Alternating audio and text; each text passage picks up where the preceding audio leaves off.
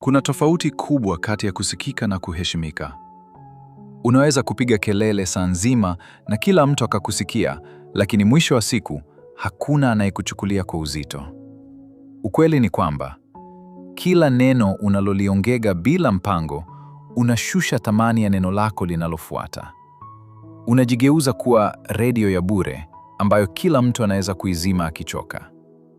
Leo nitakupa siri 6 za kwa nini ulimi wako unakufanya uonekane wa kawaida na jinsi ya kurudisha heshima yako kwa kufunga mdomo wako. Hakikisha umesubscribe ili usipitwe na madini kama haya kila wiki. Usikose siri ya 6, maana ndiyo yenye nguvu zaidi. Siri ya kwanza, unatoa ramani ya kukushinda. Hebu fikiria mchezaji wa karata ambaye kila anapopata karata nzuri anaanza kuicheka na kuisimulia kwa wenzake. Unafikiri atashinda? Kamwe. Unapoongea sana, unajikuta unatoa siri zako zote bila kujua. Unawaambia watu nini unachopanga kufanya, nini unachoogopa, na wapi ulipokosea huko nyuma. Ukieleza mipango yako ya biashara au mahusiano yako kabla hayajakomaa, unawapa maadui zako nafasi ya kukuhujumu. Mtu mkimya ni fumbo linalotisha, lakini mwongeaji ni kitabu kilicho wazi ambacho kila mtu ameshakisoma na kukitupa. Ukishajulikana kila kitu, huna maajabu tena. Siri ya pili, unajishusha thamani na kuwa cheap. Katika uchumi, kitu kikiwa kingi sana sokoni, bei yake inashuka. Dhahabu ni ghali kwa sababu haipatikani kila kona ya mtaa. Maji ni ya bei rahisi kwa sababu yapo kila mahali. Wewe unataka kuwa nani? Dhahabu au maji? Ukiongea kwenye kila mada, kuanzia siasa, mpira, hadi umbea wa wasanii, watu wanazoea sauti yako. Watu wanajua, ukikaa naye atakuboa na stori zake. Wanapoanza kukuchoka, thamani yako inashuka. Heshima inakuja pale watu wanapokuwa na kiu ya kusikia utachosema, sio pale wanapojua utaropoka tu kila unachowaza. Siri ya 3, unapoteza uzito wa kauli yako. The alarm effect. Ushawahi kukaa karibu na alarm inayolia kila saa bila sababu? Baada ya muda, unaanza kuipuuza. Hata ikiwa kuna mwizi kweli, utajisemea, ni ile alarm tu ya kila siku. Hivyo ndivyo maneno yako yanavyokuwa. Mtu anayeongea sana, nusu ya maneno yake yanakuwa ni pumba, utani usio na ladha au malalamiko. Siku ukisimama na kusema jambo la maana sana la kimaendeleo, hakuna atakayekusikiliza. Watachukulia kama ni mwendelezo wa kelele zako za kawaida. Mtu mwenye thamani anajua kuwa ili neno lako liwe sheria, lazima liwe adimu. Ukisema hapana, basi iwe na uzito wa radi.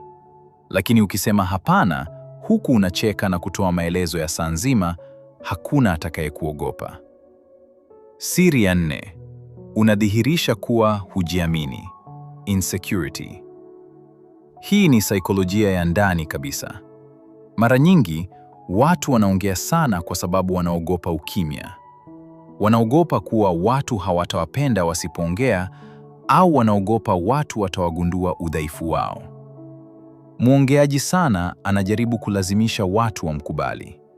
Anajieleza sana, anajisifia sana, na anajaribu kuonyesha anajua kila kitu. Lakini angalia mtu anayejiamini. Haombi radhi kwa ukimya wake. Anakaa, anasikiliza, na anajua kuwa thamani yake haitegemei kiasi cha maneno anayotumia. Ukiongea sana ili uonekane, unadhihirisha kuwa ndani yako una mashaka na thamani yako. Siri ya 5, unajichimbia shimo mwenyewe. Self-sabotage. Ulimi hauna mifupa, lakini una nguvu ya kuvunja maisha yako. Ni ngumu sana kuongea dakika 30 mfululizo bila kusema kitu cha kijinga. Utajikuta unamsema vibaya rafiki yako, unatoa siri za familia, au unajishusha hadhi mbele ya watu unaowaheshimu. Fikiria uko kwenye interview ya kazi au kwenye date na mwanamke unayempenda. Kwa sababu ya mshawasha wa kuongea, Unaanza kusema jinsi bosi wako wa zamani alivyokuwa mbaya, au unashindwa kuficha madeni yako. Hapo unakuwa umejiua mwenyewe kisaikolojia. Ukimya ni mlinzi wa sifa yako. Ukiongea kidogo, unampa mtu nafasi ya kuwaza kuwa wewe ni bora zaidi ya unavyoonekana. Ukiongea sana, unampa ushahidi kuwa wewe ni wa kawaida sana. Siri ya 6: unakosa nafasi ya kuiba akili za wengine. Hii ndiyo sababu kubwa kwa nini waongeaji sana hawafanikiwi sana kimaisha. Ukiwa unaongea, unarudia tu kile unachokijua tayari. Hujifunzi chochote kipya. Lakini unaponyamaza na kusikiliza, unachukua maarifa, mbinu na siri za watu wengine bila wao kujua. Kwenye meza ya matajiri, masikini ndiye anayeongea sana akitaka aonekane anajua. Tajiri anakaa kimya, anasikiliza kila mtu, anasoma mazingira, na mwisho wa siku anafanya maamuzi yenye faida.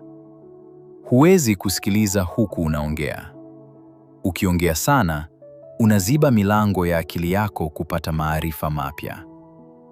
Mwisho wa siku, kumbuka hili: dunia haina kumbukumbu ya watu walioongea sana. Ina kumbukumbu ya watu waliofanya mambo makubwa.